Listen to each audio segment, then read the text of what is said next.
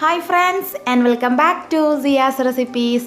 അപ്പോൾ ഇന്നൊരു breakfast recipe ആയിട്ടാണ് വന്നിട്ടുള്ളത്. ബ്രേക്ക്ഫാസ്റ്റിൽ നമുക്ക് ഏറ്റവും കൂടുതൽ സിമ്പിളായിട്ടും അതുപോലെ തന്നെ ടേസ്റ്റി ആയിട്ട് തയ്യാറാക്കാൻ പറ്റിയതാണ് ഒരു പൂരിയും ബജിയും.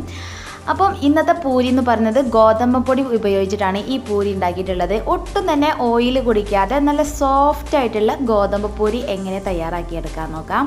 നിങ്ങൾക്ക് ഈ വീഡിയോയിൽ കാണുമ്പോൾ തന്നെ മനസ്സിലാവും ഈ പൂരി ഇന്ന് എത്രത്തോളം സോഫ്റ്റും അതുപോലെ തന്നെ നൈസും ആണെന്ന്. അപ്പം നമ്മുടെ പൂരി ഉണ്ടാക്കാൻ വേണ്ടിയിട്ട് ഞാനിവിടെ 2 കപ്പ് ഗോതമ്പ് പൊടിയാണ് എടുത്തിട്ടുള്ളത്. ഇനി ഇതിലേക്ക് ആവശ്യത്തിന് ഉപ്പ് ചേർത്ത് കൊടുക്കുക. നെക്സ്റ്റ് ആയിട്ട് ഇതിലേക്ക് 2 ടേബിൾ സ്പൂണ് ഓയിൽ ചേർത്ത് കൊടുക്കാം.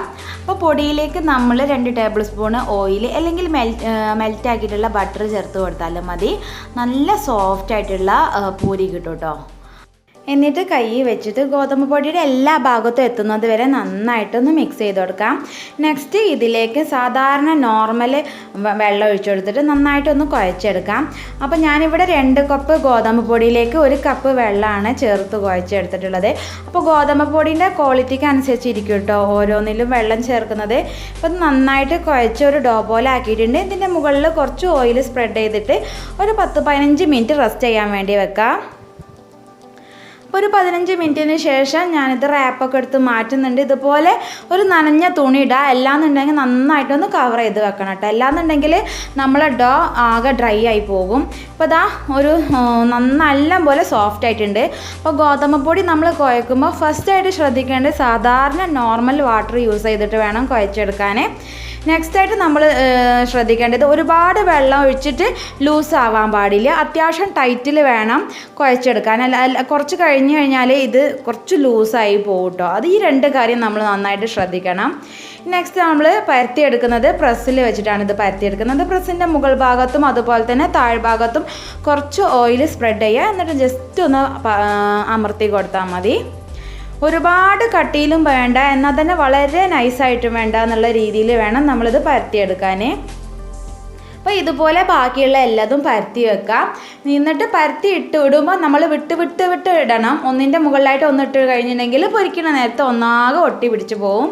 അപ്പോൾ ഇതാ ഒരു ഫ്രൈ പാനിൽ കുറച്ച് ഓയിൽ വെച്ചിട്ടുണ്ട്. ഓയിൽ നന്നായിട്ട് ചൂടായതിന് ശേഷം ഒരു മീഡിയം ഫ്ലെയിമിലിട്ടിട്ട് വേണം നമ്മളിത് ഫ്രൈ ചെയ്തെടുക്കാൻ. ഇതുപോലെ ഒരു സ്പൂണോ അല്ലാന്നുണ്ടെങ്കിൽ ഒരു തവ വെച്ചിട്ട് ജസ്റ്റ് ഒന്ന് പ്രസ് ചെയ്ത് കൊടുത്താൽ നന്നായിട്ട് ഇത് പൊങ്ങി വരും. എല്ലാ പൂരിയും ഒന്നുപോലും ഫ്ലോപ്പ് ആവാതെ നല്ല പെർഫെക്റ്റ് ആയിട്ട് പൊങ്ങി വരുന്ന നല്ല അടിപൊളി പൂരിയാട്ടോ ഉണ്ടാവുക. 2 സൈഡും നന്നായിട്ട് കുക്കായതിന് ശേഷം നമുക്ക് കോരി മാറ്റാം. അപ്പോൾ ഇത് നന്നായിട്ട് കുക്കായിട്ടുണ്ട്. അപ്പം ഇതിൻ്റെ തീ നന്നായിട്ട് ശ്രദ്ധിക്കണം. നമ്മൾ ലോ ടു ഹൈ ഫ്ലെയിമിൽ ഇങ്ങനെ ഇട്ടിട്ട് വേണം ഫ്രൈ ചെയ്തെടുക്കാൻ. എന്നാലേ നല്ലൊരു കളറിൽ പൂരി കിട്ടുള്ളൂ. അപ്പോൾ നമ്മുടെ ഒട്ടും തന്നെ ഓയിൽ കുടിക്കാത്ത ഗോതമ്പ് പൂരി ഇവിടെ തയ്യാറായിട്ടുണ്ട്.